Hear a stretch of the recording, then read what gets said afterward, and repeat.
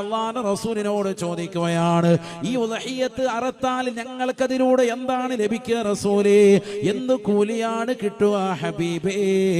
ഫഖാല റസൂലുള്ളാഹി സ്വല്ലല്ലാഹു അലൈഹി വസല്ലം, അല്ലാഹുവിന്റെ റസൂൽ പറയുകയാണ്, ബികുല്ലി ശഅറത്തിൻ ഹസനത്തുൻ, അതിലെ ഓരോ മുഖൂബങ്ങൾക്ക് സമാനമായി നന്മയാണ് രേഖപ്പെടുത്തുക എന്ന് നബിയുനാ റസൂലുള്ളാഹി.